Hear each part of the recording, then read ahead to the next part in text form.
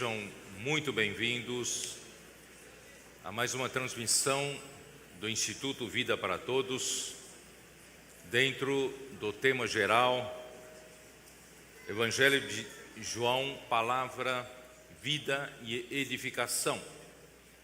Chegamos à mensagem de número 27, que tem por título: Quem crê em mim, do seu interior fluirão rios de água viva. A leitura da Bíblia, João 7, versículo 37 até o final do capítulo 7, versículo 53. Lembrando que nós estamos falando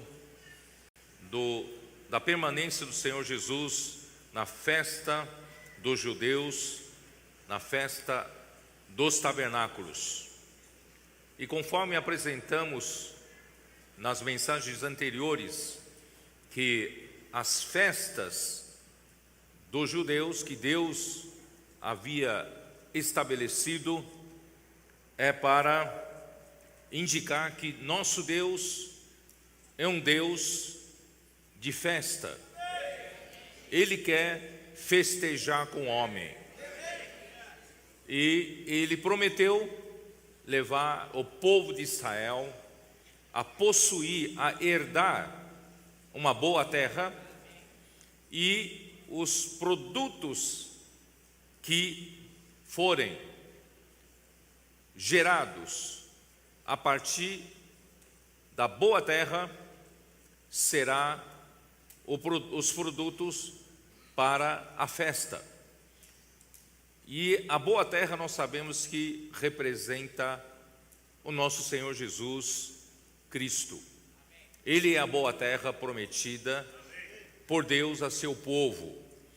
Então, Deus nos deu Cristo como a boa terra para nosso desfrute, para nós trabalharmos nela.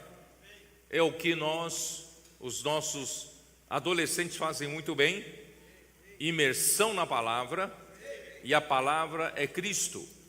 Fazendo a imersão, fazendo transcrição, estão todo o tempo com o amor reverente à palavra, e essa palavra que é Cristo está sendo inculcada em seu coração, e dessa forma essa palavra produz realidade espiritual em quem dela desfruta.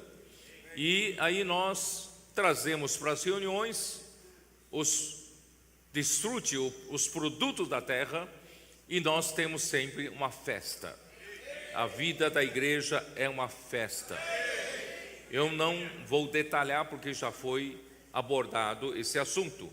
E a festa dos tabernáculos é a festa da colheita, onde se colhe todos os frutos, se colhe também todos os produtos que vêm dos alimentos produzidos dessa terra, e nós recolhemos tudo para a festa da colheita, que no nosso tempo de hoje representa o milênio. O milênio será a manifestação do reino dos céus, que será a próxima era. Portanto, nós como a igreja estamos trabalhando para alcançarmos a festa da colheita, que é o milênio, a manifestação do reino dos céus. Então Deus está fazendo durante o tempo de hoje? Porque Deus criou-nos e nos deixou nessa dimensão do espaço e também do tempo. Para que serve o tempo? É para produzir o que no tempo, Então, vamos abrir as nossas Bíblias em Efésios capítulo 1, versículos 9 e 10. Foi uma pergunta que eu fiz na conferência dos adolescentes que aconteceu na semana passada, E os nossos adolescentes souberam muito bem responder.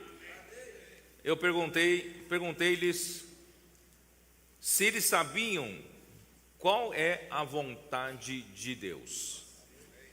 Eu creio que muitos cristãos não sabem, porque eles vão dizer: não, a vontade de Deus para a minha vida é, é isso, é aquilo. Não, eu não me refiro à vontade de Deus para a sua vida, eu me refiro à vontade de Deus de uma maneira geral. Qual é a vontade de Deus? O que Deus quer? Porque Deus criou esse universo e porque Ele nos colocou aqui no tempo, para quê? Então, capítulo 1 de Efésios, os nossos adolescentes responderam muito bem. Capítulo 1 de Efésios, versículo 9. Desvendando-nos o mistério da sua vontade. Irmãos, aqui foi desvendado, foi revelado, foi aberto um mistério. Que mistério é esse? É o mistério da vontade de Deus. Então, se você quer saber qual é a vontade de Deus, aqui foi revelado o mistério da vontade de Deus, segundo o seu beneplácito que propusera em Cristo. Versículo 10, então, descreve qual é a vontade de Deus: de fazer convergir nele, na dispensação da plenitude dos tempos, todas as coisas, tanto as do céu como as da terra. Que é convergir nele, e nele quem? Nele aqui é em Cristo. Convergir aqui em grego tem um sentido de fazer Cristo encabeçar sobre todas as coisas. Isto é, Deus deseja fazer Cristo o cabeça sobre todas as coisas. Então, daqui para frente, nós podemos responder facilmente, como os nossos adolescentes já sabem, qual é a vontade de Deus. Afinal, o que Deus quer? Por que Ele criou esse mundo? Então, você pode responder baseado nesses dois versículos, que Deus quer fazer Cristo ser o cabeça sobre todas as coisas, tanto as do céu como as da terra, que está no versículo 10. E como Ele vai fazer isso? Para que Cristo possa ser o cabeça sobre todas as coisas, então Deus deu Cristo para a igreja.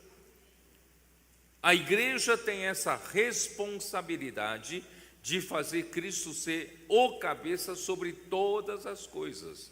Isso está nos versículos 22 e 23 do mesmo capítulo de Efésios, Efésios 1, 22 e 23. E pôs todas as coisas debaixo dos pés, e para ser o cabeça sobre todas as coisas, então Deus o deu à igreja. Então Deus deu Cristo à igreja com a finalidade de fazer Cristo o cabeça sobre todas as coisas. Vejam a responsabilidade da igreja. Nós temos uma grande responsabilidade de trabalhar para que Cristo seja o cabeça sobre todas as coisas. Por isso, irmãos, Deus o deu para a igreja. E a igreja, então, em primeiro lugar, tem a responsabilidade dela mesma fazer com que Cristo seja o cabeça dela.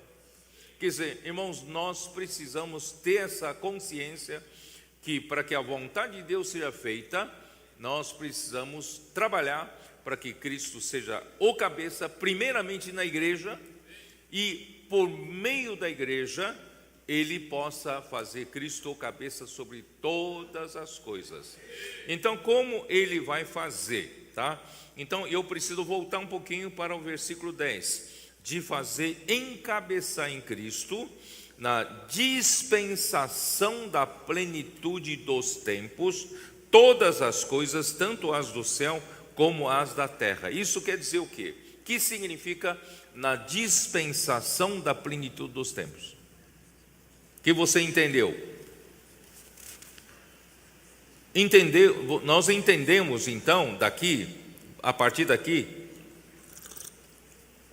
que Deus criou o tempo justamente para Deus conseguir fazer a vontade dele, que é encabeçar Cristo sobre todas as coisas. Em outras palavras, o tempo existe para fazer Cristo ser o cabeça sobre todas as coisas. Para que serve o tempo? É para fazer Cristo ser o cabeça sobre todas as coisas. Deus, antes de criar todas as coisas, Ele é autoexistente, ninguém criou a Ele é autoexistente, Ele é aquele que era, que é e que há de vir. Ele é autoexistente. E Ele vivia na esfera da eternidade. E na eternidade não há questão do tempo eterno, eternidade. Mas quando Deus resolveu criar para fazer a sua vontade, fez então, irmãos, acontecer o início do tempo. Porque antes do tempo era a eternidade. E Deus então criou e colocou a sua criação. Nós fomos colocados nessa dimensão do espaço e do tempo. Nós fomos criados e colocados nessa dimensão do espaço e do tempo. Então o tempo começou a contar. Tic-tac, começou a contar, tá? E ninguém sabe quantos bilhões de anos se passaram, ninguém sabe, certo? Só Deus sabe, tá? E de repente Deus criou o homem. Então Deus criou o homem justamente para que, e o tempo continua correndo, né? Hoje estamos já no ano, né, gregoriano, calendário gregoriano, nós estamos no ano de 2024, então o tempo está passando. Irmãos, graças a Deus, irmão, nós já estamos no final da dispensação dos tempos. Já estamos no final. E nós temos a responsabilidade como igreja, irmão, terminar essa tarefa. Qual é a tarefa? De fazer Cristo ser o cabeça, primeiramente sobre a igreja. Ele precisa ser o cabeça sobre nós. A história da igreja já se passou, 2000 anos se passaram. E nós precisamos ainda, Cristo não conseguiu encabeçar ainda a sua igreja. Então nós precisamos trabalhar para isso, certo? Então, aqui no versículo 22 fala assim: e pôs todas as coisas debaixo dos pés para ser o cabeça sobre todas as coisas, o deu à igreja, a qual é o seu corpo. A igreja não é uma instituição religiosa humana. A igreja é o corpo de Cristo, a qual é o seu corpo. E o corpo de Cristo é o quê? Aqui define, é a plenitude daquele que a tudo enche em todas as coisas. Não sei se você entendeu, só com esse pequeno versículo, você vê como Deus vai fazer Cristo ser o cabeça sobre todas as coisas. Então, a igreja tem a responsabilidade, como o corpo de Cristo, primeiramente, permitir que Cristo venha encher a igreja, e para depois da igreja estar cheia de Cristo, ela ser a plenitude daquele que a tudo enche em todas as coisas. Aí então Deus vai usar a igreja para encher todas as coisas e colocar Cristo como o cabeça sobre todas as coisas, tanto as do céu como as da terra. Ficou claro isso ou não? Então, como Deus vai fazer Cristo ser o cabeça na igreja? Irmãos, embora haja muitos ensinamentos, tem muitos versículos que vão falar sobre isso, irmãos, mas não é com o mero ensinamento é que o homem consegue permitir que Cristo seja o cabeça sobre nós, tá? Nós não conseguimos nem colocar Cristo ser, né, o cabeça na nossa vida, nas coisas mais básicas da nossa vida. Muitas vezes nós somos dono do nosso nariz, nós damos nossas próprias opiniões, nós seguimos nosso próprio rumo, falamos as nossas próprias palavras, não é isso? Nós decidimos o nosso tempo, quer dizer, nós ainda não temos Cristo como nosso cabeça. Então, como é que Cristo consegue fazer ser cabeça sobre a igreja, sobre você e sobre mim? Efésios 3. Efésios 3, versículo 16 diz assim: para que segundo a riqueza da sua glória vos conceda que sejais fortalecidos com poder mediante o seu Espírito no homem interior. O Espírito de Deus, né, precisa fortalecer o nosso homem interior. Nosso homem interior, irmãos, é encabeçado pelo nosso espírito, onde habita Cristo, onde habita o Espírito de Deus. Quer dizer, no dia em que você aceitou a Cristo, o que aconteceu? O seu espírito nasceu de novo. Você se tornou um filho de Deus. João capítulo 1, versículo 12, não é isso? A todos quantos o receberam, deu-lhes o poder, ou o direito, ou a autoridade de serem feitos filhos de Deus, a saber, aos que creem no seu nome. Então, quando você creu no nome do Senhor, você, no seu espírito, o seu espírito foi regenerado, nasceu de novo do Espírito de Deus, e você se tornou um filho de Deus, você ganhou a vida de Deus. Estou certo? Então você agora que tem a vida de Deus, porque Cristo habita em você. Cristo habita no seu espírito. Você diz, peraí, você está inventando, tá bom, então vamos lá ver. Romanos capítulo 6, o capítulo 8. Romanos capítulo 8. Senhor Jesus. Versículo 9. Vós, porém, não estáis na carne, mas no Espírito, se de fato o Espírito de Deus habita em vós. E se alguém não tem o Espírito de Cristo, esse tal não é dele. Se, porém, Cristo está em vós, Cristo está em você ou não está em você? Quando você creu em Jesus, Cristo passou a habitar no seu espírito, tá? Cristo está, né? Se, porém, Cristo está em vós, o corpo, na verdade, está morto por causa do pecado, mas o espírito é vida por causa da justiça. Se habita em vós o Espírito daquele que ressuscitou a Jesus dentre os mortos, esse mesmo que ressuscitou a Cristo Jesus dentre os mortos, vivificará também o vosso corpo mortal por meio do seu Espírito que em vós habita.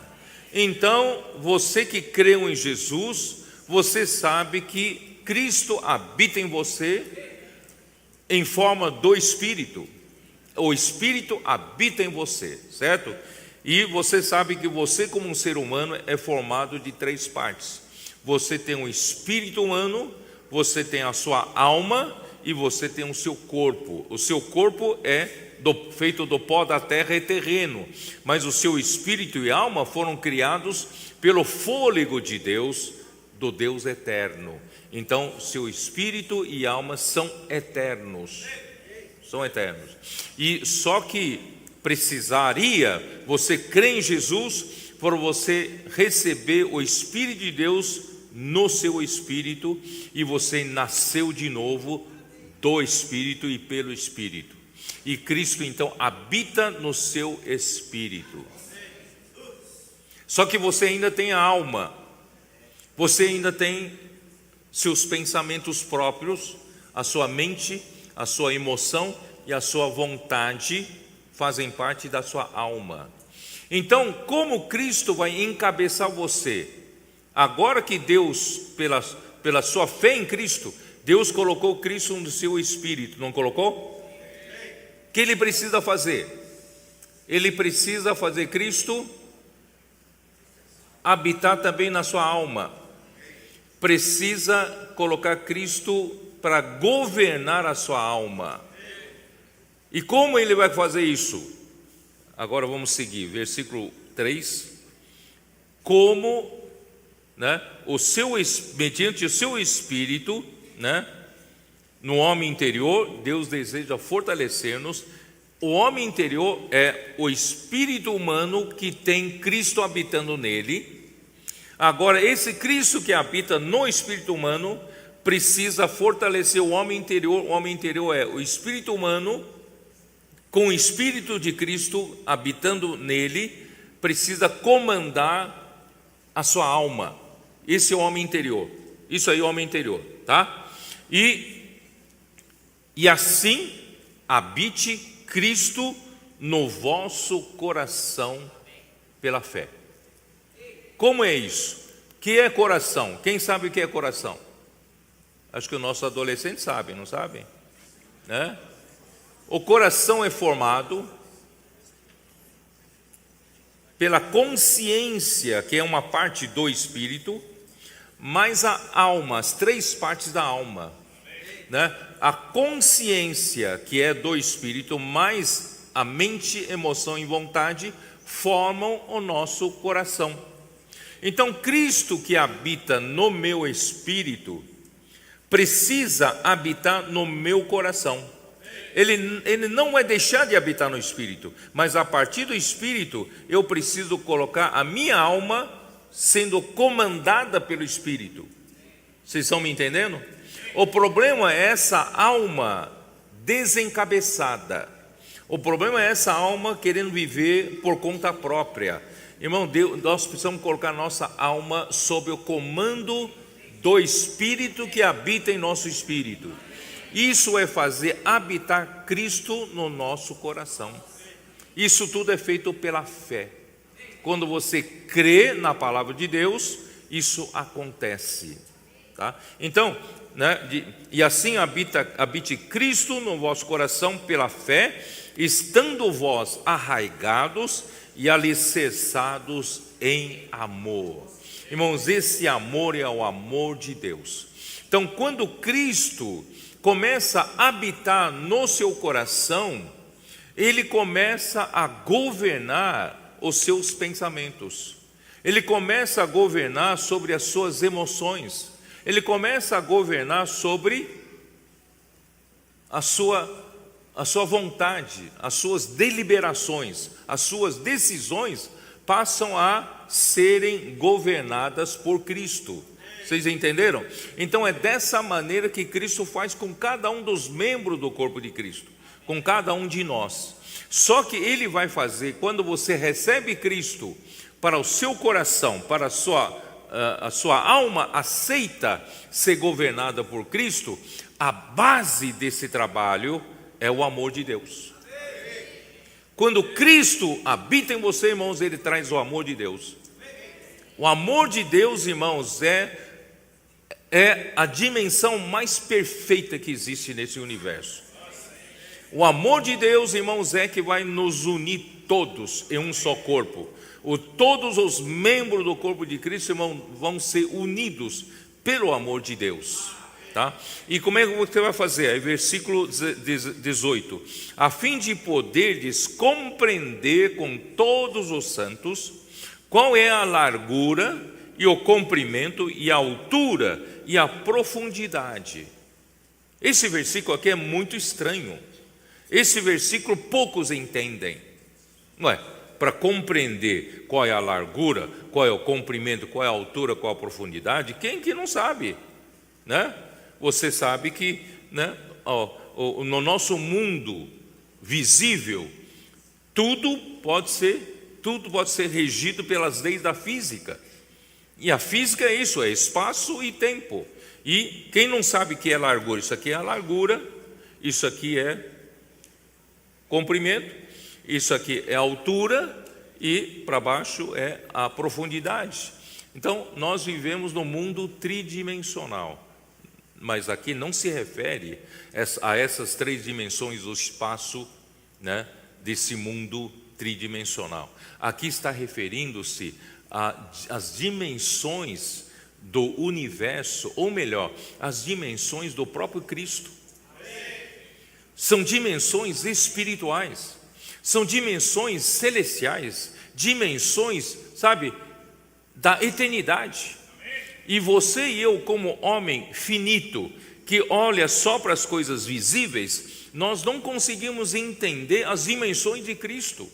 E nós sempre vamos comparar as dimensões de Cristo às nossas dimensões do mundo tridimensional, sempre finito. Nós não temos noção, mas se nós permitirmos que Cristo habite em nosso coração, pela fé, arraigados com base no amor de Deus, o que vai acontecer? Eu vou conseguir compreender juntamente com todos os santos, porque agora eu não sou mais um cristão individual, eu sou um membro do corpo de Cristo.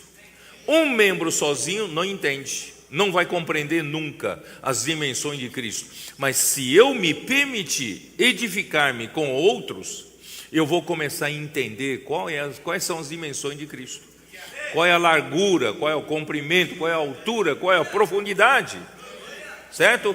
Isso tudo é para quê? Versículo seguinte: e conhecer o amor de Cristo que excede todo entendimento. Irmão, se você consegue permitir que Cristo habite no seu coração, você se permitir, através do amor de Deus, trabalhar para você se unir a outros membros do corpo de Cristo, você se permitir ser edificados com outros membros do corpo de Cristo, você vai começar a entender as dimensões de Cristo. E compreendendo a dimensão de Cristo, você vai conhecer uma coisa que a sua mente natural jamais iria entender, que é o amor de Cristo. Você vai conseguir conhecer o amor de Cristo que excede todo entendimento. Irmão, o amor de Deus, o amor de Cristo é a coisa mais perfeita que existe. Você não vai entender nunca no mundo tridimensional que nós vivemos. Você precisa ser levado para a esfera celestial e espiritual. E você conhecendo o amor de Cristo, isso vai levar você para onde? Terminando o versículo 19, né? E conhecer o amor de Cristo que excede todo entendimento, para quê? Qual é a finalidade disso? Para que sejais tomados de toda a plenitude de Deus. Esse tomados aqui, né, nos ajudam, né, os que explicam a Bíblia na palavra original, essa palavra tomados, né, é melhor usar o verbo encher, né, para que nós sejamos enchidos até toda a plenitude de Deus. Não sei se vocês estão entendendo para onde eu estou querendo levar vocês. Irmãos, a maneira de Cristo encabeçar a sua igreja, a maneira de Cristo encabeçar cada membro do corpo de Cristo e encabeçar você e eu, irmão, não é só através do ensinamento, Cristo tem que ser cabeça na sua vida, você tem que dar primazia a Cristo, você tem que deixar Cristo governar você. Você pode até saber da palavra de Deus, mas você não tem o poder de viver debaixo desse encabeçamento. Então, como vai fazer isso? Cristo só vai encabeçar você se você se permitir Cristo encher você. Quando você for enchido de Cristo, a igreja será enchida de Cristo até a plenitude de Deus, né? Aí sim, aí Cristo vai de fato encabeçar a gente. Agora você vai me perguntar, mas peraí, você está falando uma coisa encher, mas como é que é encher? Né? Como é que é encher? Senhor Jesus, como é que é encher, né? Então vamos lá. Eu já falei, Cristo agora é o Espírito, tá? Capítulo 5 de Efésios, versículo 18 diz assim: E não vos embriagueis com vinho, no qual há dissolução, mas enchei-vos do Espírito. Qual é a maneira de encher-me do Espírito? Né? Aqui a Bíblia fala para nós não nos embriagarmos com vinho desse mundo. O que é embriagar-se com vinho desse mundo? Né? Pode ser o vinho físico que te embriaga, você viver, né? Você viver sempre alcoolizado, né? Mas esse vinho pode não ser necessariamente uma bebida alcoólica, mas esse vinho pode ser as coisas que você busca nesse mundo. Prazer, né? Prazer, alegria desse mundo, seja no dinheiro, né? Nos prazeres desse mundo e no conhecimento, pode ser em tantas coisas que embriaga você, né? Hoje as pessoas correm atrás das coisas físicas e esquecem de Deus, não é isso? Todo mundo corre atrás do dinheiro, todo mundo corre atrás do seu futuro, corre atrás do sucesso, atrás da prosperidade, adquirir mais patrimônios, ter um carro bom, ter uma casa boa, ter um bom casamento, tem isso, tem aquilo. Irmão, corre atrás disso e acaba se a vida dele se resume em embriagar-se com vinho. E a sua vida, quando chega no final da sua vida, não se desenvolveu em nada, não produziu nenhum fruto espiritual, não é verdade? Então não podemos continuar vivendo assim embriagados com o vinho desse mundo. Então qual é a solução? Enchei-vos do Espírito. O contrário de se embriagar com vinho é encher-se do Espírito. Como é que eu posso me encher do Espírito? Versículo 19: falando entre vós com salmos, né, com hinos e com cânticos espirituais, entoando e louvando de coração ao Senhor. Então, irmãos, como eu consigo fazer isso? Irmãos, é trabalhando com a palavra, falando entre nós com a palavra. E em Colossenses 3:16 é um versículo irmão daquele versículo, né? Versículo 16 diz assim: habite ricamente em vós a palavra de Cristo, como instruí-vos e aconselhai-vos mutuamente em toda a sabedoria, louvando a Deus com salmos e hinos e cânticos espirituais, com gratidão em vosso coração. Então, como eu consigo me encher do Espírito? É falando entre nós a própria palavra, que na época eram salmos, hinos e cantos espirituais, era o que eles tinham na mão. E aqui diz: instruindo-vos mutuamente, aconselhando-vos mutuamente, para quê? Para que habite ricamente em nós a palavra de Cristo. Então, como encher-me de Cristo? Como, né? Como fazer? Começando com Cristo habitando o meu coração. E Cristo habitando o meu coração, eu preciso permitir, então, que a partir dele habitar meu coração, permitir que ele me encha.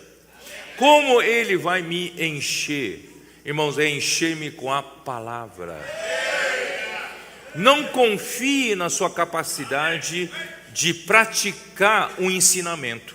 O ensinamento vai dizer: você precisa viver com Cristo como seu cabeça, governado por Cristo a todo tempo. Você pode até lembrar, mas na prática você não tem capacidade de fazer isso. Então qual é a maneira?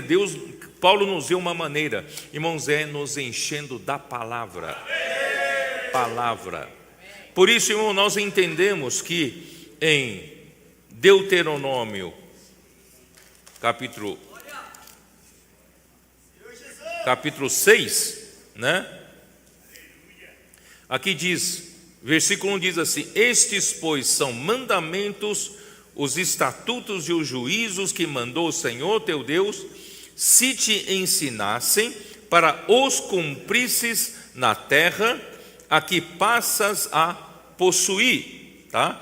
Para que temas ao Senhor teu Deus e guardes todos os seus estatutos e mandamentos que eu te ordeno, tu e teu filho e o filho de teu filho, todos os dias da tua vida, e que teus dias sejam prolongados. Irmão, quer dizer, é a palavra de Deus que precisa, né, que o Senhor nos ordena. Nós precisamos guardar essa palavra de Deus.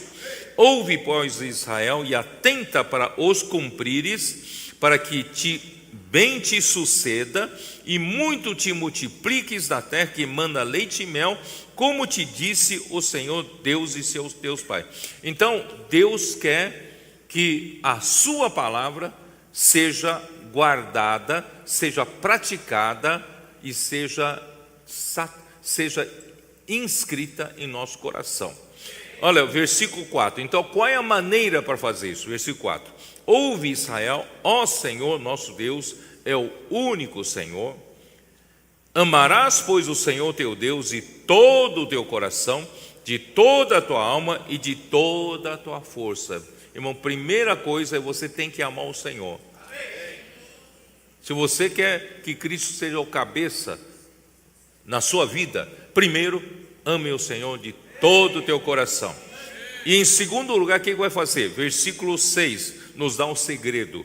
Estas palavras que hoje te ordeno estarão no teu coração. Como você vai guardar a palavra de Deus? Quando a palavra estiver no teu coração. Se a palavra não estiver no teu coração, apenas na sua mente como ensinamento, você não vai cumprir. E como fazer com que a palavra esteja no meu coração? Versículo seguinte: tu as inculcarás a teus filhos, e delas falarás assentado em tua casa, andando pelo caminho, e ao deitar-se e ao levantar-se. Quer dizer, você precisa inculcar. O que é inculcar a palavra? O que é inculcar a palavra? É você imprimir ou gravar a palavra de Deus no coração dos seus filhos, a partir de quê? De repetições seguidas. Irmãos, você repete a palavra, repete a palavra, repete a palavra, até que a palavra seja gravada no seu coração.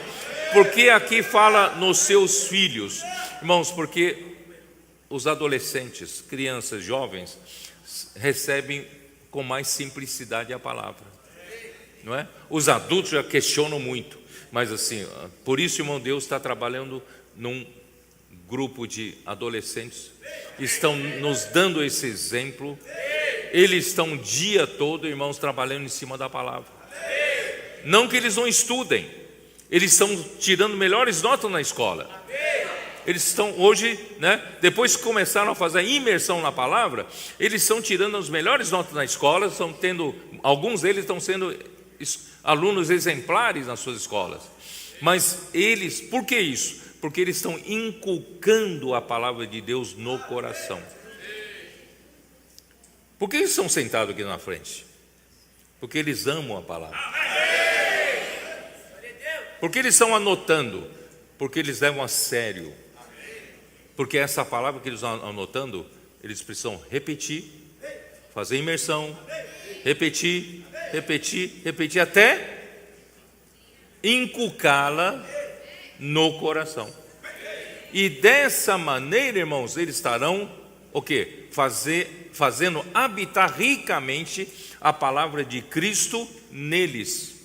E aí eles usam essa palavra para instruir uns aos outros, para falar uns com os outros, seja através de grito de guerra, seja através de imersão na palavra, né? Então, dessa forma, irmãos, pouco a pouco vocês estão vendo o resultado. esses adolescentes jovens que estão fazendo esse trabalho já há algumas semanas e alguns meses, você vê nitidamente a mudança de vida neles. Vocês estão vendo a palavra se tornando realidade na vida deles, e a vida deles está sendo transformada, a vida deles está sendo mais encabeçada por Cristo. Antes eles faziam o que bem entendiam, mas agora eles estão fazendo aquilo que Cristo quer que eles façam. Não por mero ensinamento, é por meio da imersão da palavra. Então, irmãos, é dessa forma que Cristo quer encabeçar todas as coisas através da igreja, tá? Irmãos, eu na verdade preparei muitas coisas, eu não vou ter muito tempo de falar, mas eu ainda quero mostrar uns versículos aqui em Efésios 4. Vamos abrir ainda a nossa Bíblia em Efésios 4? Ó Senhor Jesus. Efésios 4, versículo 10, que diz: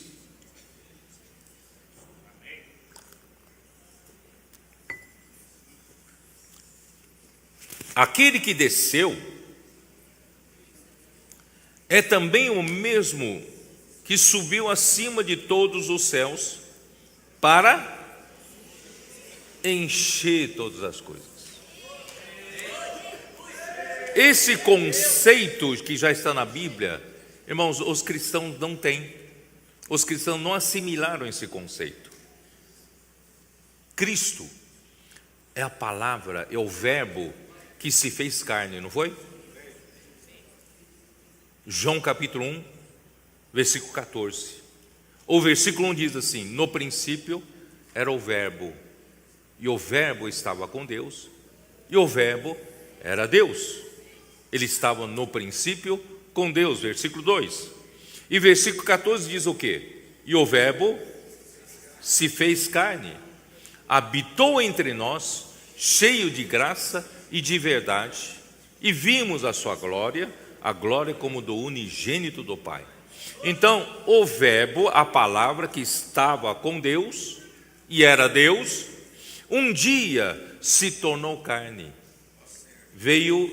Ele veio, né, no lugar, se tornou um homem, Jesus. Então, a própria palavra que estava na eternidade com Deus, que é próprio Deus, e veio aqui na terra se tornando um homem. Ele desceu do céu, veio aqui se tornando um homem. E como homem, ele precisava ir à cruz e morrer, por causa dos pecados do homem, para nos resgatar de volta para Deus. Quando o homem transgrediu contra a palavra de Deus em Gênesis 3, comendo o fruto da árvore do conhecimento do bem e do mal, que Deus disse para não comer, e aí o pecado entrou no mundo, e a morte entrou no mundo, e pelo pecado a morte entrou no mundo, e a morte passou para todos os homens, e todos pecaram e carecem da glória de Deus. Essa é a triste história do ser humano. Mas graças a Deus, irmãos, Deus mandou seu Filho, que é a própria palavra. Olha a importância da palavra. A própria palavra se tornou um homem, veio entre nós, habitou entre nós. E não só isso, ele morreu na cruz. Para quê? Para redimir você dos seus pecados, para nos resgatar desse mundo controlado por Satanás. Ele quer formar, né, de nós, né, um povo dele, que é a sua igreja.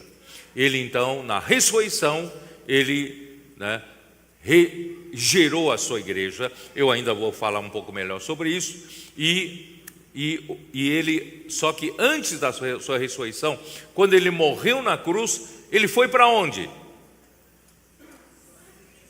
Versículo 9. Ora, que quer dizer subiu, senão que também havia descido até as regiões inferiores da terra. Quando ele morreu, ele foi para o Hades. Ele desceu às regiões inferiores da terra.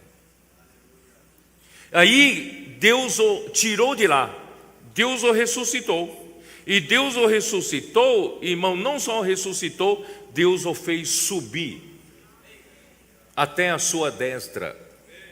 E colocou Cristo acima de todos os domínios, todo o principado, toda a potestade, todo o poder, e deu-lhe toda a autoridade sobre o céu e a terra. Onde está onde são esses versículos? Né? Efésios 1, versículo 19. E qual a suprema grandeza do seu poder para com os que cremos, segundo a eficácia da força do seu poder, o qual exerceu ele em Cristo, ressuscitando-o dentre os mortos e fazendo-o sentar à sua direita nos lugares celestiais. Deus não só o tirou lá das regiões inferiores da terra, Deus o ressuscitou e Deus o ascendeu, levou lá em cima. Onde ele levou? Levou acima de todos os céus. E o fez sentar-se à destra de Deus nos lugares celestiais. Onde são esses lugares celestiais? Versículo 21. Acima de todo principado e potestade e poder e domínio e de todo nome que se possa referir, não só no presente século, mas também no vindouro. Cristo morreu por nós, foi até o Hades. Sabe o que ele fez?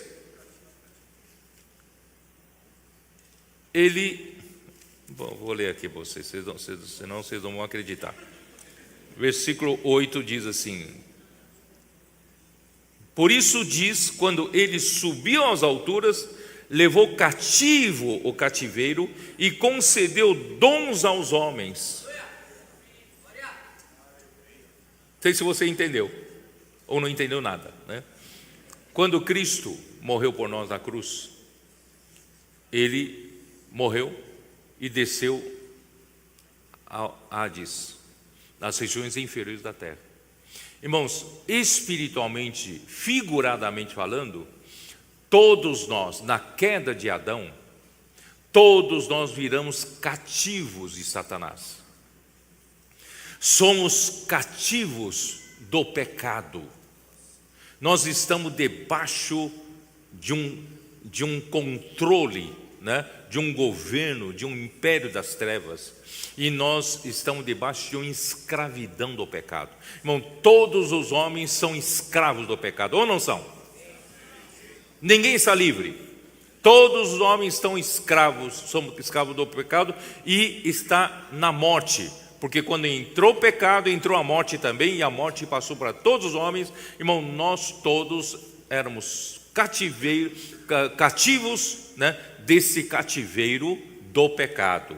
Mas graças a Deus, Cristo, quando desceu às regiões inferiores da terra, ele nos tirou desse cativeiro e nos levou lá para as regiões celestiais, tá?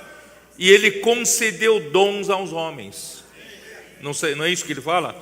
Quando ele subiu às alturas, levou o cativeiro e concedeu dons aos homens. O que ele fez?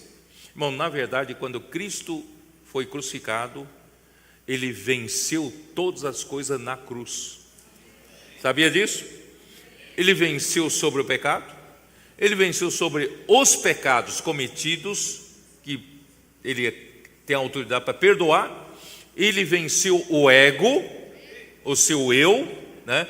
Ele venceu o mundo, ele venceu o próprio diabo, ele venceu o nosso velho homem, não é isso? Então Cristo obteve a grande vitória. Então ele tem essa capacidade de ir para as regiões inferiores da terra, tirar-nos dessa escravidão, e ele nos levou lá para cima. Você vai dizer, peraí, você está inventando isso, tá bom? Então dá uma olhada em Efésios 2. Efésios 2, versículos 5 e 6. Estando nós mortos em nossos delitos, nos deu vida juntamente com Cristo, pela graça sois salvos. Presta atenção no versículo 6. E juntamente com Ele nos ressuscitou e nos fez assentar nos lugares celestiais em Cristo Jesus. Ele levou às alturas você ou não levou? E quando Ele levou você às alturas, porque Ele já libertou você do cativeiro. E Ele concedeu dons aos homens. E quem são esses dons aos homens? Ele concedeu o quê? Homens para a edificação da igreja. Isso está em Efésios capítulo 4, versículo 11. E Ele mesmo concedeu uns para apóstolos, outros para profetas, outros para evangelistas, outros para pastores e mestres. Isso aqui são os dons. São os homens que Ele libertou e agora Ele concedeu dons para a igreja, tá? E com vistas ao aperfeiçoamento dos santos para a obra do ministério, para quê? Para a edificação do corpo de Cristo. Então, a edificação no corpo de Cristo deve acontecer hoje. É sinônimo de quê? A edificação da igreja, irmãos, é sinônimo de versículo 10. Vou ler de novo o versículo 10. Aquele que desceu e também o mesmo que subiu acima de todo o céu para encher todas as coisas. Irmãos, enquanto Cristo enche todas as coisas, nós estamos sendo edificados. É demais para vocês entenderem isso? Eu acho que estou falando coisa muito difícil de entender, né? Mas é assim que Deus trabalha. É assim que Deus trabalha, né? Ó Senhor Jesus. Vamos lá, deixa eu ver como é que eu posso. Aí o versículo 13, né? Até que todos cheguemos à unidade da fé e do pleno conhecimento do Filho de Deus, à perfeita varonilidade, à medida da estatura da plenitude de Cristo. O que é plenitude de Cristo? É quando chegar na medida em que o corpo de Cristo foi totalmente enchido. Quando o corpo de Cristo é totalmente enchido, nós nos tornamos a plenitude de Cristo. Estou certo ou não? Por isso, irmãos, o nosso trabalho hoje é que deixar Cristo nos encher através de quê? Palavra, imersão, inculcar a palavra, falando entre nós, repetindo, não é isso? Irmãos, esse é o trabalho que está acontecendo. Aí o versículo 14, irmãos, é um alerta, para que não mais sejamos como meninos. Os meninos gostam de ouvir pregações bonitas, essa doutrina, aquela doutrina. Irmãos, Deus não quer dar essas doutrinas. Deus quer dar a palavra de Cristo. Deus quer nos encher com o próprio Cristo através da palavra de Cristo. Então, para que não mais sejamos meninos agitados de um lado para outro e levados ao redor por todo o vento de doutrina. Cisca um pouco aqui, cisca um pouco ali. Parece aqueles pintinhos que querem ciscar tudo, não é isso? E gosto dessa palavra, eu gosto daquele grupo, eu gosto. Irmãos, não sejam esses meninos agitados de um lado ou para o outro. Por quê? Porque você está vulnerável, né? Vulnerável a quê? A artimanha dos homens que pela astúcia induzem outros ao erro. Irmão, não vai atrás de muitas doutrinas. Irmão, nós queremos receber a palavra de Cristo. E para quê, irmãos? Para que Cristo venha encher-nos. E esse encher de Cristo vai nos levar a plenitude de Cristo. Como vou fazer isso? Mas seguindo a verdade em amor. Irmãos, a palavra de Cristo é a própria verdade. E a verdade, irmãos, constitui a própria realidade em nós. inculcando a palavra, trabalhando com a palavra de Cristo, você não será aquele cristão de fachada, de aparência. Aparenta ser um cristão espiritual, mas não tem conteúdo, não tem realidade. Irmão, nós precisamos buscar realidade. Então, seguindo a verdade em amor, é sempre em amor, irmão. A base do trabalho de Deus é amor de Deus.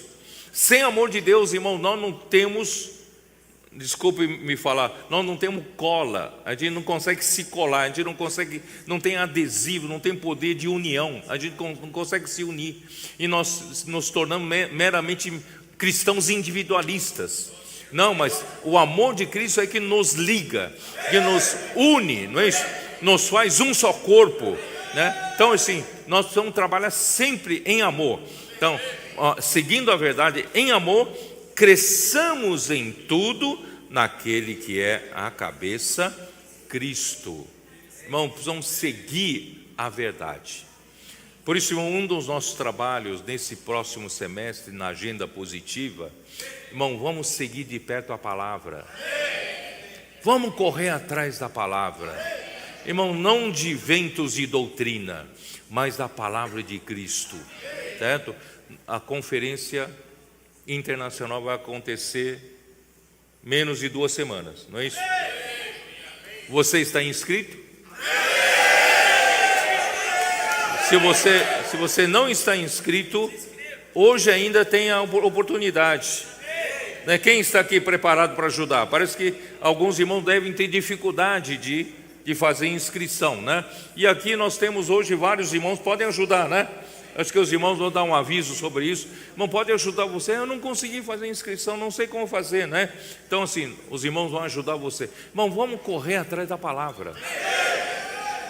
Não fique, né? Não seja indolente. Aqui fala, seguindo a verdade em amor. Vamos seguir de perto, não é isso? Também nós temos, né, uma programação de conferências regionais. Se você puder, né? Se puder, corre atrás de uma ou de outra. Irmão, quanto mais perto você está da palavra, mais saudável você vai ser, menos vulnerável você vai ser enganado pelo toda sorte de vento de doutrina. Tá? Então vamos seguir de perto a palavra. Se você souber de alguém que quer ir para a conferência e não tem condições financeiras de ir, sabe, dá um jeito de ajudar. Ora para o Senhor, né? Vamos ajudar para que mais pessoas possam ter condições de seguir de perto a verdade em amor. Tá? Muito bem. Então, irmãos, ó Senhor Jesus. Então, eu tenho que voltar para o versículo, senão não entro na mensagem, né? Então, vamos lá para João 7, 37. João 7, 37. No último dia, o grande dia da festa, levantou-se Jesus e exclamou: se alguém tem sede, venha a mim e beba. Lembre-se que a festa dos tabernáculos, o desejo de Deus, quando estabeleceu a festa dos tabernáculos, é que a sua vontade seja feita. E quando chegar realmente no momento do milênio, Deus já poder recolher todos no celeiro dele, né? Ele vai estabelecer o reino de Cristo durante 1000 anos. E os vencedores reinarão com Cristo durante 1000 anos. Mas, irmãos, até lá, irmão, nós ainda temos muito que trabalhar. Então Jesus levantou-se no último dia, né, o último dia da festa dos judeus, irmãos, é o último dia, deveria ser o maior dia, o dia em que finaliza a grande festa. Então todo mundo tinha uma expectativa, mas alguns, né, que tinham expectativa de se alegrar nessa festa, ainda, irmãos, as festas humanas ainda têm um vazio. Não é isso?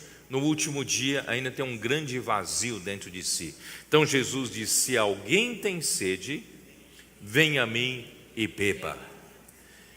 Quem crer em mim, como diz a Escritura, do seu interior fluirão rios de água viva.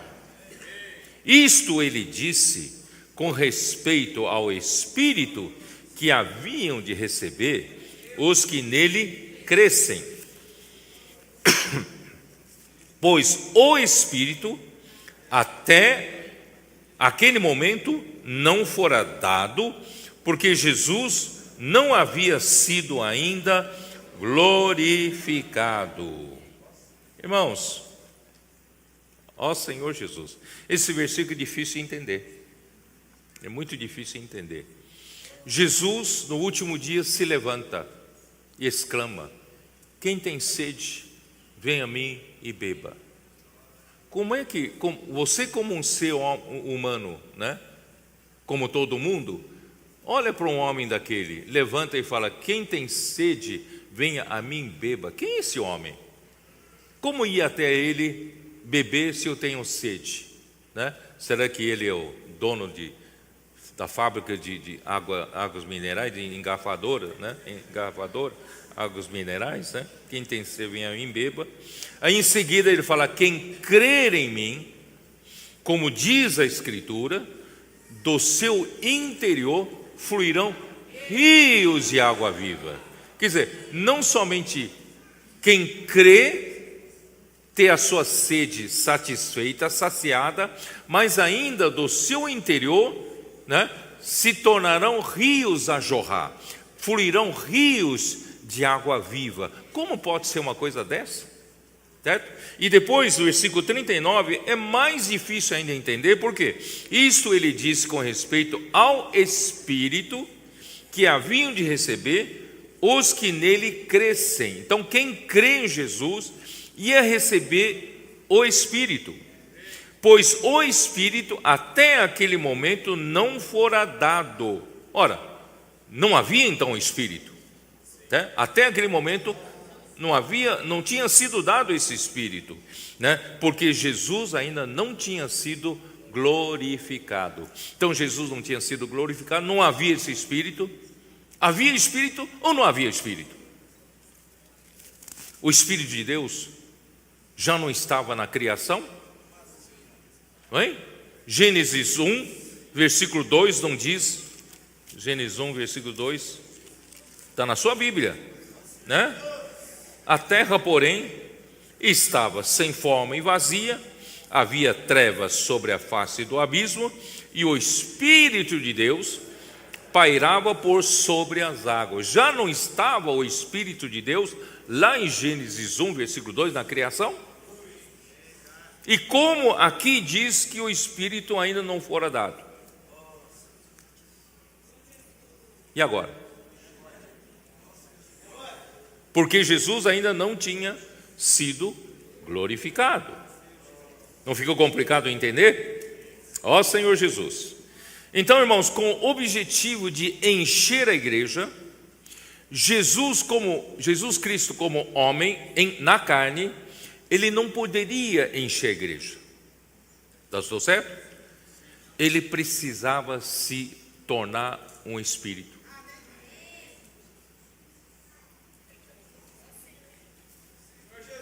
Né?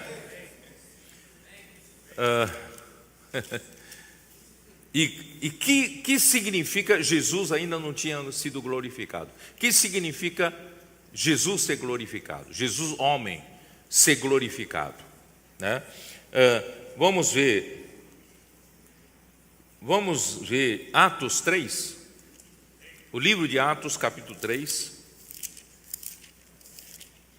versículo 13, diz assim: o Deus de Abraão, de Isaque e de Jacó, o Deus de nossos pais, glorificou a seu servo Jesus, a quem vós traístes e negastes perante Pilatos, quando este havia decidido soltá-lo.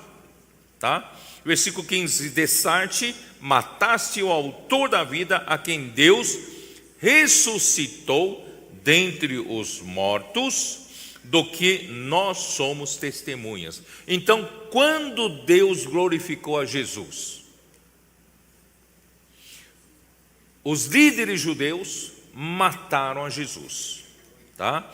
Mas aqui, versículo 3 diz que, né, o Deus de Abraão, Isaque e Jacó, Deus de nosso pai, glorificou a seu servo Jesus, ressuscitou-o, né, a quem Deus ressuscitou dentre os mortos, do que nós somos testemunhas. Então, quando que Deus ressuscitou a Jesus? Na sua ressurreição. Então, quando Deus ressuscitou na ressurreição, né, Deus o glorificou, tá? Hebreus 5, versículo 5.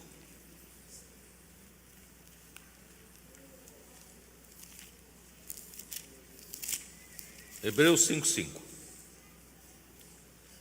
Assim também Cristo a si mesmo não se glorificou para se tornar sumo sacerdote, mas o glorificou aquele que lhe disse: Tu és o meu filho, eu hoje te gerei.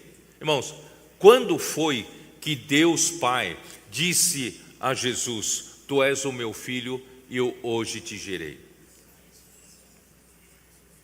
Foi na ressurreição. Não crê? Atos 13:33. Atos 13:33.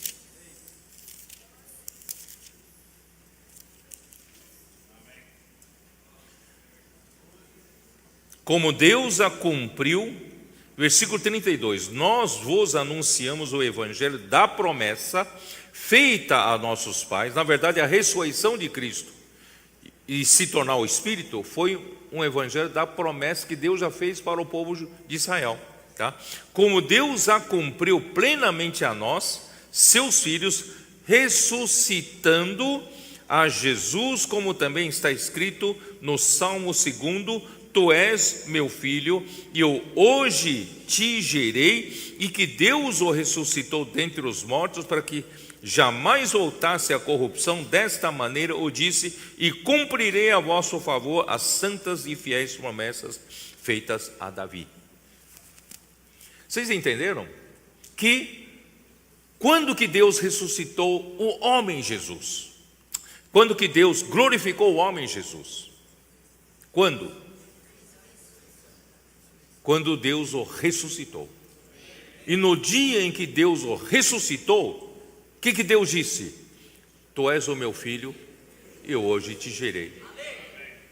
Mas Jesus já não era filho de Deus? Ele era o filho unigênito de Deus, como Deus. Mas como homem não. Não sei se vocês estão me entendendo. Como homem Jesus, ele ainda não tinha sido gerado como filho de Deus. Então, na ressurreição, Deus o glorificou, admitindo como seu filho. E eu hoje, tu és o meu filho, eu hoje te gerei. Ele foi gerado na ressurreição, o filho primogênito de Deus. Ele era o filho unigênito de Deus como Deus, mas agora se tornou o filho primogênito de Deus como homem. E nós somos os muitos filhos de Deus, que o filho primogênito de Deus abriu essa porta para nos levar para dentro de Deus, tá? Ó Senhor Jesus. Aí vocês vão entender Hebreus capítulo 2, versículo 9. Vemos, todavia, aquele que por um pouco, tendo sido feito menor que os anjos, Jesus, por causa do sofrimento da morte, ele foi coroado de glória e de honra, para que pela graça de Deus provasse a morte por todo homem, porque convinha que aquele por cuja causa e por quem todas as coisas existem, conduzindo muitos filhos à glória. Quem são esses muitos filhos? Você e eu. Conduzindo os muitos filhos à glória, aperfeiçoasse por meio de sofrimentos o autor da salvação deles. Capítulo 1 de Hebreus. Ó Senhor Jesus. Versículo 5: pois a qual dos anjos disse jamais: tu és meu filho, eu hoje te gerei, e outra vez eu lhe serei pai, e ele me será filho? Vocês entenderam? Na ressurreição, Deus falou: eu lhe serei pai, e ele me será filho. E novamente, ao introduzir quem? O primogênito. Aqui não é mais o unigênito. Ao introduzir o primogênito no mundo, diz: e todos os anjos de Deus o adorem. Deus mandou que todos os anjos, os bons e os maus, precisam prostrar-se diante desse filho primogênito. Tá? Ó Senhor Jesus. Isso também está em Salmo 2, versículo 7.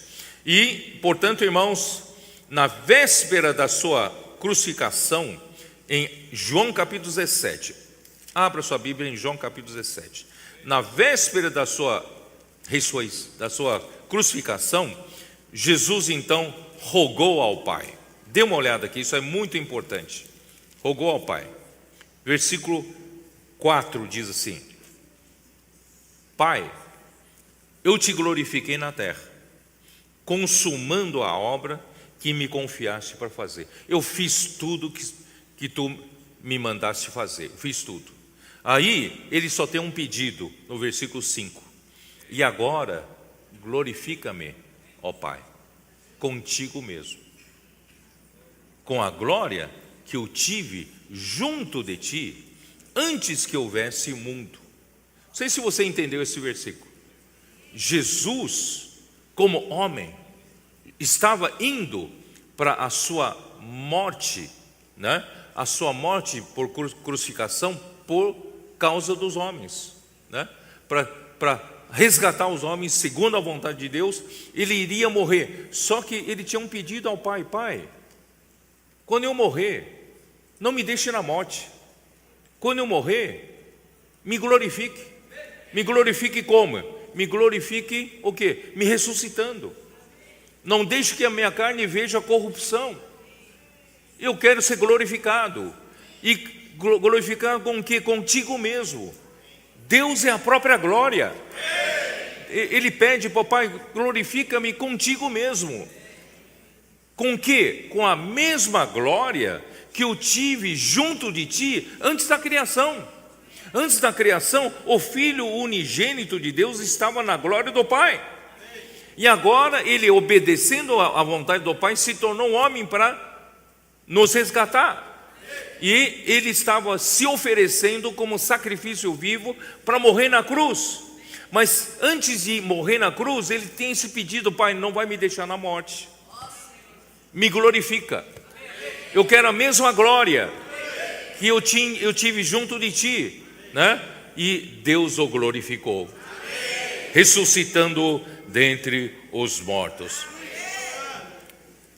João 14. Os adolescentes estão conseguindo entender, não? Vocês estão conseguindo entender? Sim. Isso é muito importante, né? João 14. Não se turbe o vosso coração. Ele estava dizendo aos 11 discípulos. Por que aos 11 discípulos? Um saiu, Judas Iscariotes saiu para o trair. Então ele abriu o coração para os 11. Não fiquem tristes, porque eles estavam sabendo que Jesus ia para a cruz, ia morrer. Era um momento muito triste para esses 11. Não se turbe o vosso coração. Credes em Deus, crede também em mim. Na casa de meu Pai há muitas moradas. Se assim não fora, eu vou-lo teria dito, pois vou preparar-vos lugar. Irmãos, esse lugar, muitos entenderam que Jesus foi para o céu, está preparando casas num grande condomínio celestial para cada um de nós. Irmão, não é nesse sentido. Esse lugar, irmãos, esse lugar é em próprio Deus. Esse lugar, irmãos, é próprio corpo de Cristo.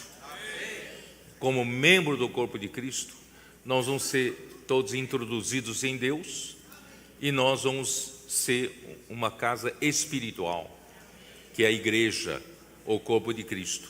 Então esse lugar, vamos continuar, tá? Você pode discordar de mim. Vamos lá, versículo 3. E quando eu for como? Como é que Jesus ia? Eu for como? De carro? De trem? Quando eu for o quê? Quando eu morrer na cruz. Quando eu morrer na cruz e vos preparar lugar, voltarei e vos receberei para mim mesmo. Eu vou e volto. Como é que eu vou? Morte. Como é que eu volto? Ressurreição. E quando eu voltar em forma, depois da ressurreição, eu vou receber vocês para mim mesmo, para que onde eu estou, estejais vós também. Onde Jesus estava? Versículo 10. Não crês que eu estou no Pai? E que o Pai está em mim? Versículo 11. Crede-me que estou no Pai e o Pai em mim, crede ao menos por causa das mesmas obras. Crede que eu estou no Pai. A todo tempo, mesmo vivendo aqui na terra, eu nunca saí da presença do Pai. Eu estou sempre no Pai, mas eu não consigo colocar vocês no Pai sem que eu primeiro morra e ressuscite. Se eu morrer e ressuscitar, eu consigo levar vocês para onde eu estou. É para o Pai. Estou certo ou não? Aí, e vós sabeis o caminho para onde eu vou. Aí os Tomé, o famoso Tomé, disse-lhe Tomé: Senhor, não sabemos para onde vais, como saber o caminho, nem saber nem para onde você vai. Que caminho, né? Castelo Branco, Bandeirantes, qual é o caminho, né? Não sabemos qual é o destino. Sabemos o destino? Respondeu-lhe Jesus: eu sou o caminho, e a verdade e a vida. Ninguém vem ao Pai senão por mim. Então, o objetivo da morte e ressurreição de Cristo, irmãos, é para nos levar para o Pai por meio desse caminho que é Jesus. Não é mansão celestial, para nos levar para Deus. E se vós tivesseis conhecido, conhecerias também a meu Pai, desde agora o conheceis e tendes visto. Disse-lhe Filipe, replicou-lhe Filipe: Senhor, mostra-nos o Pai, isso nos basta. Quer dizer, irmãos, nós homens estamos ainda na dimensão tridimensional, na dimensão dessa terra, não conseguimos entender as coisas espirituais. Aí o Senhor falou o quê? Disse-lhe Jesus: Filipe, há tanto tempo estou convosco e não me tens conhecido? Quem me vê a mim, vê o Pai. Como dizes tu, mostra-nos o Pai? Aí que ele fala: não crês que eu estou no Pai e que o Pai está em mim? As palavras, olha só, a presença de Cristo está intimamente relacionada com as palavras. As palavras que eu vos digo, não as digo por mim mesmo, mas o Pai que permanece em mim faz as suas obras. Tá? Aí então, vamos lá para versículo 16. E eu rogarei ao Pai, e Ele nos dará outro Consolador, a fim de que esteja para sempre convosco. E eu estou com vocês na carne, mas essa presença é limitada. Um dia nós vamos nos separar. Mas eu quero fazer uma coisa, porque eu quero estar para sempre com vocês. Tá? Então eu vou rogar ao Pai, Ele vai mandar outro Consolador. Irmãos, esse outro Consolador quem é? O Consolador aqui em grego, irmãos, é advogado. Você sabia que Cristo, Ele mandou um advogado no seu espírito, que advoga por você, que defende a sua causa, que trabalha para você. E quem é esse outro Consolador? Versículo 17, é o Espírito da verdade. Quem é o Espírito da verdade, irmãos? É aquele que trabalha a própria realidade de Cristo em nós, a realidade de Deus em nós, para não sermos um cristão de fachada, mas um cristão cheio de realidade. Então, o Espírito que Deus quer nos dar é o Espírito da realidade, o Espírito da verdade, que o mundo não pode receber, porque não o conhece, né? Vós o conheceis. Ué, os discípulos devem perguntar, mas o Espírito da realidade, o mundo não conhece, não pode receber, pois não conhece, mas vocês conhecem. Mas como nós conhecemos? Quem eles conhecem? Jesus. Então esse Espírito da realidade é o próprio Jesus, porque Ele habita convosco. Presta atenção nessa construção aqui, porque Ele habita convosco. Quem habitava com os discípulos? Aqui está no presente indicativo. Ele habita convosco e estará. Aí está no tempo do futuro. E estará em vós. Então, Jesus habitava com seus discípulos, mas depois da sua morte e ressurreição, Ele se tornou o Espírito capaz de habitar nos seus discípulos. Irmãos, é isso que aconteceu. Por isso ele diz, não vos deixarei órfãos, voltarei para vós outros. Vamos lá ver, vamos ver se a gente consegue terminar. Irmãos, depois da sua morte e ressurreição, 1 Coríntios 6,17, como diz. 1 Coríntios 6,17. Senhor Jesus. Mas aquele que se une ao Senhor é um espírito com Ele. Você pode se unir a Cristo hoje. Quando Cristo estava em carne, você não tinha como unir-se a Ele. No máximo, você morar na mesma casa, não é isso? Estar sempre na sua companhia, mas você não consegue se unir a Ele. Mas agora, em espírito, nós podemos nos unir a Ele, porque hoje o Senhor é o Espírito. 2 Coríntios 3,17.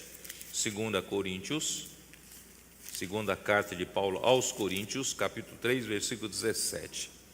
Ora, o Senhor é o Espírito, e onde está o Espírito do Senhor, aí há liberdade. Irmãos, o Senhor hoje é o Espírito. Jesus está aqui. Você sabia que Jesus está aqui? Ele é o Espírito. A sua presença está aqui. Ele é o Espírito, tá? E quando Jesus ressuscitou, João 20, 22, como diz? Os discípulos estavam numa casa com todas as portas trancadas, com medo dos judeus, e Jesus apareceu no meio deles.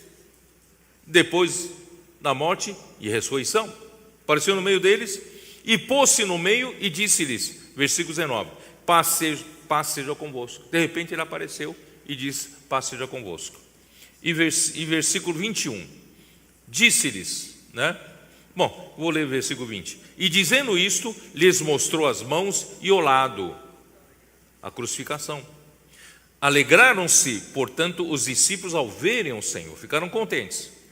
Aí disse-lhes, pois, Jesus outra vez, paz seja convosco, assim como o Pai me enviou, eu também vos envio. Agora eu não estou mais em carne, eu estou em espírito. Eu agora preciso de vocês que ainda vivem aqui na terra, como a igreja, eu vou enviar vocês para fazer a vontade do Pai. E como ele enviou, versículo 22, e havendo dito isto, soprou sobre eles, disse-lhes, recebei o Espírito Santo. Essa palavra Espírito, irmãos, é o mesmo, é pneuma, é o ar. né? Recebei o ar santo, o sopro santo, recebei o Espírito Santo, porque ele se tornou o Espírito. Ele podia se soprar para dentro dos discípulos. Irmãos, ele entrou nos discípulos. Você acredita nisso? Romanos capítulo 8, versículo 2, ele se tornou. Ali eu já li, né? Eu acho que eu não vou ler outra vez. E vou ler então 1 Coríntios 15, 45, que diz o quê? Senhor Jesus. 15, 45. Pois assim está escrito: o primeiro homem, Adão, foi feito alma vivente. O último Adão, quem é o último Adão? É Cristo. O último Adão, porém, é espírito vivificante, ou espírito que dá vida. Então, o último Adão hoje não está mais em carne. O último Adão, ele se tornou o espírito que dá vida. Ele está aqui. Ele quer dar vida para você, né? Toda vez que você o contacta, você recebe vida. E hoje ele está onde? Através da palavra. E a palavra te dá vida, né? Então, irmãos, só que até agora eu não expliquei ainda a vocês. Vocês ainda estão com uma dúvida, uma pulga atrás da orelha, né? Como é que o Espírito havia ou não havia? O Espírito de Deus já havia. Havia o Espírito do Senhor, de Jeová. Havia, né? O Espírito Santo, quando na concepção de Jesus, não teve? Teve? E como é que em João 7,39 fala que o Espírito até aquele momento ainda não fora dado? Tá? Então eu preciso mostrar, vou terminar com isso aí, tá? Eu preciso mostrar para você como é feito o óleo sagrado da unção em Êxodo 30. Ó Senhor Jesus. Êxodo 30. Êxodo 30.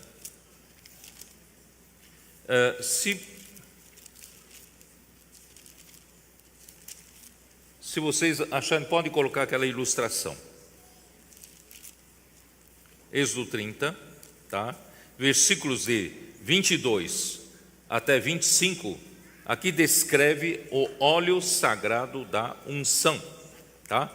Óleo sagrado da unção, ele é feito, tá? Ele é feito com 4 especiarias e colocadas essas 4 especiarias em azeite de oliveira, 1 hin de azeite de oliveira, né? E isso vai resultar, misturando isso, vai resultar num óleo que eu chamo de óleo composto da unção. Ele é o óleo composto. Então, irmãos, o azeite de oliveira, tá? Aqui representa o Espírito de Deus. O Espírito de Deus é o azeite puro. O azeite puro. E sempre existiu. O Espírito Santo, o Espírito de Deus, sempre existiu, certo? Agora, o que estava... Aqui Jesus estava se referindo que o Espírito ainda não foi dado. Jesus se referia, ainda faltava acrescentar nesse azeite puro 4 especiarias.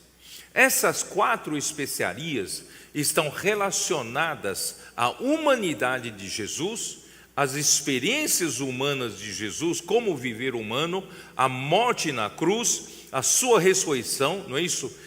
Tudo isso ainda não tinha sido acrescentado ao 1 hin de azeite puro.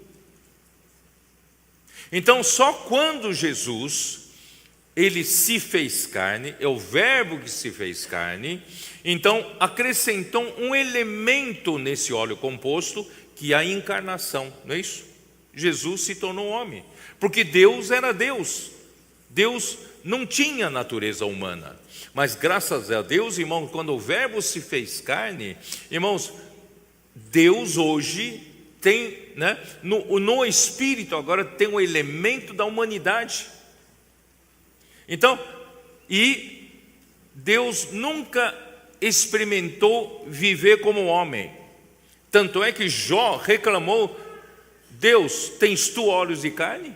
Você sabe como os anos de um mortal? Você conhece o sofrimento de um homem? Você não conhece.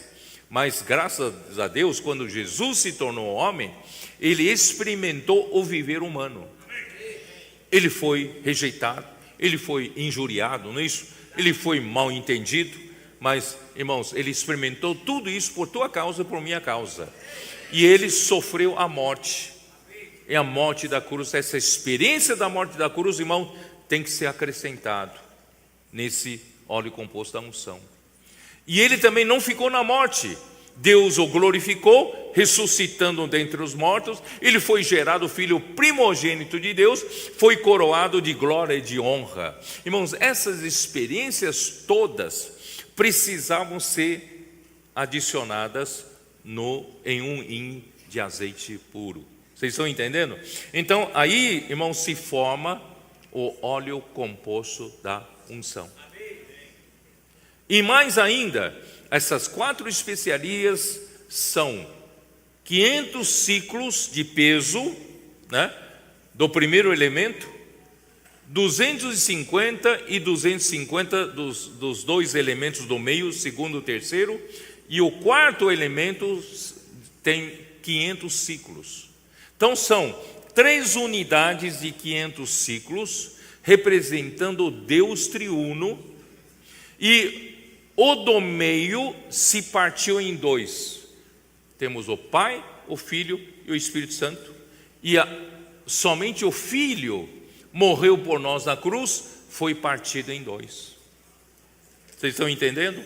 Então, tudo isso representa toda a experiência de Cristo com a humanidade, com a encarnação, com o viver humano, com a sua morte, a vitória na cruz, a sua ressurreição, não é isso? A sua glorificação. Irmãos, tudo isso hoje está adicionado a um hin de azeite puro, que é o Espírito de Deus. Irmãos, hoje o Espírito que nós recebemos tem tudo isso. Por isso ele diz: quem crer em mim, do seu interior fluirão rios de água viva. Isso ele disse com respeito ao Espírito, que haviam de receber os que nele crescem, pois o Espírito até aquele momento não fora dado, porque Jesus ainda não tinha sido glorificado, mas hoje Jesus foi glorificado. E hoje, irmãos, nós podemos desfrutar de tudo isso. Você está cabisbaixo? Você está depressivo? Irmão, nós temos aí no Espírito o elemento da ressurreição de Cristo. Não é isso? Ele pode levantar sua cabeça. Você ainda, seu homem natural está muito vivo, não é? Você ainda tem vontade de fazer as coisas da carne, não é? Nesse Espírito tem um elemento da cruz. Ele pode crucificar o seu homem natural, não é? Quer dizer, tudo que você precisa como homem, do suprimento de Deus e de Cristo, está nesse Espírito. Ele é capaz de suprir você em tudo, né? Por isso, irmãos, e também eu vou pedir para projetar aquela de Deuteronômio 8, a boa terra possui, né? A riqueza de uma terra são as águas, não é isso? E embaixo da boa terra tem um manancial infinito, manancial profundo de água. Mas se essa água não se conseguir extrair até a superfície, irmãos, essa água de nada vale para a boa terra. Estou certo? Graças a Deus, irmãos, Deus um dia fez com que Cristo viesse até a superfície da água, da terra. Ele se tornou a fonte. Deus Pai é um manancial profundo. Isso eu estou usando Deuteronômio, é isso, né? Deuteronômio 8, tá? Que aqui fala de manancial profundo, fontes e água e ribeiros, tá?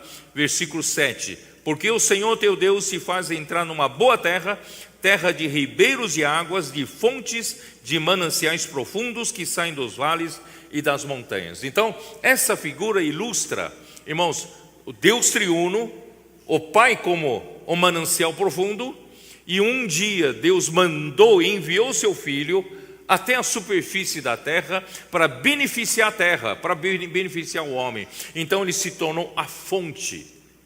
Só que essa fonte precisa se tornar um rio para poder, beneficiar a muitos ao longo dos séculos.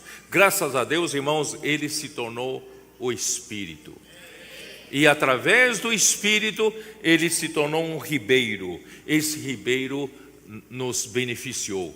Hoje nós cremos em Jesus, bebemos da água desse ribeiro. Hoje dentro de nós, há uma fonte a jorrar para a vida eterna, e rios de água viva fluem de nós. Por isso, irmãos, não devemos segurar, não devemos ser egoístas. Precisamos sair para pregar esse evangelho para outros. Vamos levar esse Espírito, essa água viva para outras pessoas. Por isso, irmãos, nós precisamos, ó Senhor Jesus. Bom,